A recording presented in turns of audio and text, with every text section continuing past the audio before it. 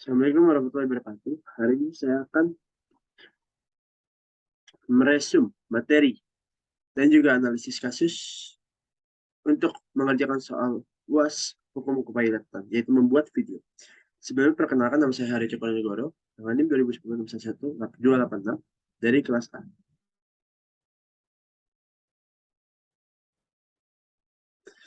Hal-hal yang akan dibahas dari PPT ini berupa, pertama, dari segi kepailitan ada definisi, persyaratan, dasar hukum, dan berakhirnya kepailitan.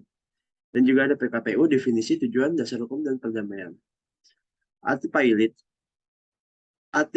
menurut UU Kepailitan yaitu Undang-Undang Nomor 4 Tahun 1998 sebagaimana diatur dalam lampiran Undang-Undang Kepailitan Pasal 1 Ayat 1 adalah debitur yang mempunyai dua atau lebih kreditur dan tidak membayar sedikitnya satu utang yang telah jatuh waktu dan dapat ditagih dinyatakan pailit dengan putusan pengadilan yang berwenang. Sebagaimana dimaksud dalam pasal 2, baik atas permohonannya sendiri maupun atas permintaannya seorang atau lebih krediturnya. Menurut Undang-Undang Nomor 37 Tahun 2004, diatur bahwa debitur berhak untuk menawarkan perdamaian kepada kreditur sebagai upaya jika debitur berada dalam kondisi keuangan yang sulit dan berakibat ia tak dapat melanjutkan pembayaran utangnya. Untuk menghindari status kepailitan, debitur boleh mengajukan proposal perdamaian kepada kreditur agar menemukan jalan tengah atau perdamaian atas pembayaran semua hutangnya.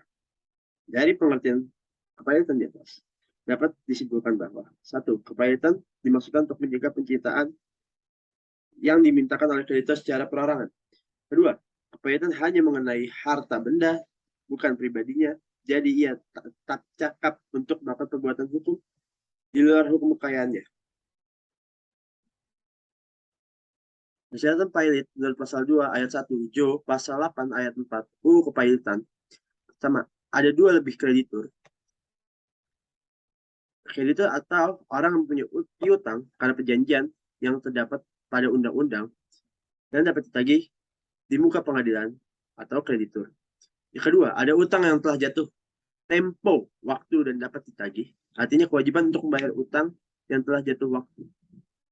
Yang ketiga, kedua hal tersebut adanya dua atau lebih kreditur dan adanya utang yang telah jatuh tempo dan dapat ditagih atau dapat dibuktikan secara sederhana. Perdamaian dijadikan sebagai alat pemaksaan agar para kreditur ingin melakukan strukturisasi utang, karena jika di luar kepailitan, kreditur tidak dapat dipaksa untuk melaksanakan isi perjanjian perdamaian telah disahkan oleh pengadilan niaga. Perdamaian dalam PKPU dinyatakan sebagai suatu perjanjian antara debitur dan para krediturnya. Dalam hal ini, yang dimaksud restrukturisasi, baik restrukturisasi utang maupun restrukturisasi perusahaan debitur terhadap harta-harta debitur yang bertujuan agar perusahaan debitur membaik. Kepailitan dapat berakhir dengan suatu perdamaian. Perdamaian ini dapat dilakukan dengan cara perjanjian antara debitur pailit dengan para kreditornya. Manakala jalan perdamaian tidak dapat diterima, insolvensi menjadi jalan untuk mengakhiri kepailitan tersebut. Dengan cara insolvensi apabila utang debitur pada kreditur telah dibayar secara lunas. Karena debitur yang paling tahu mengenai potensi perusahaan di masa depan dapat melihat apakah perusahaan tersebut mampu membayar hutang yang semua kreditur. Rencana perdamaian dapat dilakukan dalam masa selama berlangsungnya PKPU, sementara sebagaimana ditetapkan oleh pengadilan niaga dan tidak boleh memberikan PKPU sementara lebih dari 270 hari. Suatu kepailitan juga dapat berakhir dengan melakukan rehabilitasi. Yang dimana rehabilitasi yang dimaksud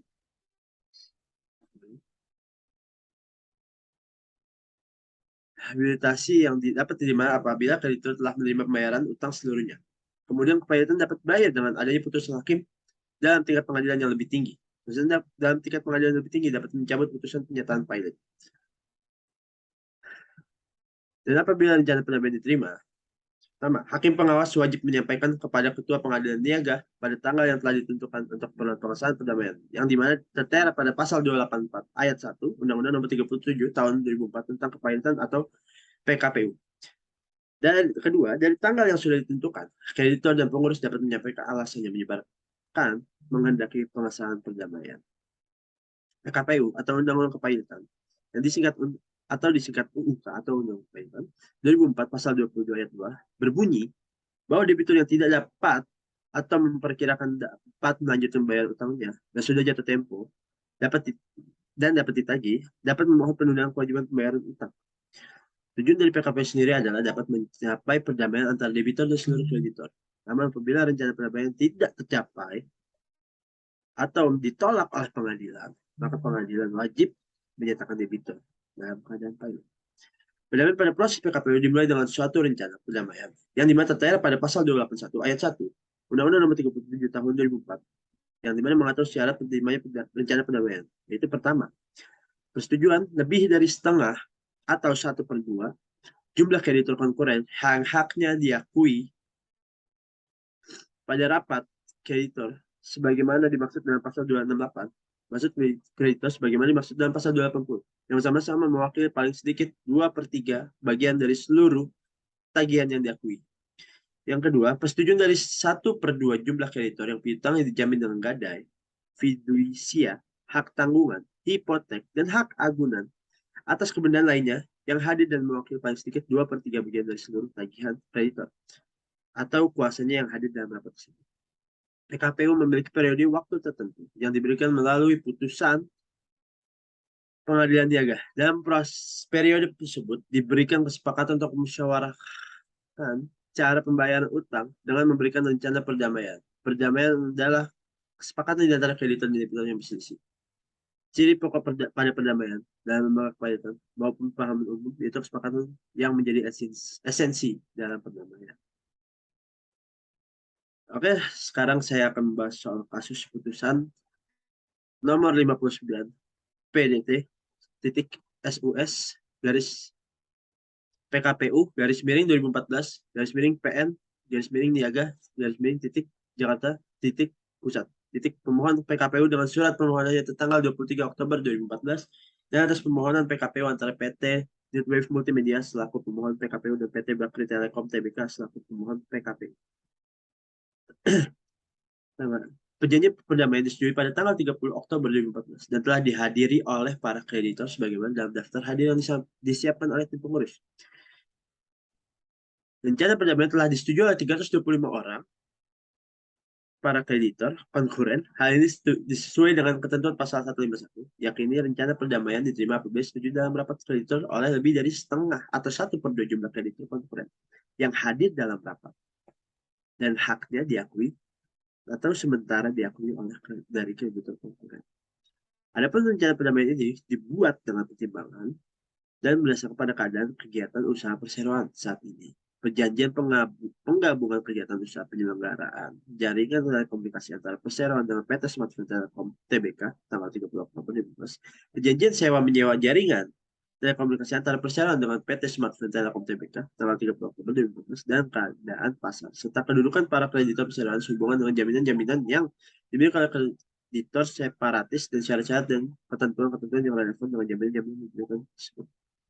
Lebih lanjut, rencana perdamaian dilakukan secara upaya cash waterfall, di mana perseroan akan berusaha mengalokasikan sisa kas operasional dari kegiatan usaha ke dalam satu rekening perseroan dan akan dipergunakan dengan urutan skala prioritas sebagai pertama, segala perpajakan termasuk utang pajak yang berhubungan dengan kegiatan operasional perseroan sesuai dengan peraturan perpajakan yang berlaku.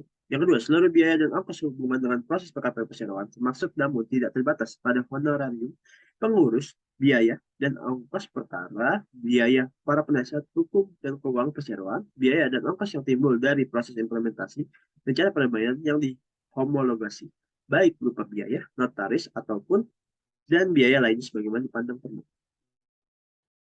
Ketiga, pembayaran kewajiban utang sehubungan dengan modal kerja atau working capital dan utang belanja atau capital expenditure loan jika ada untuk memenuhi cadangan dana tunai maksimum Rp 100 miliar. Tiga,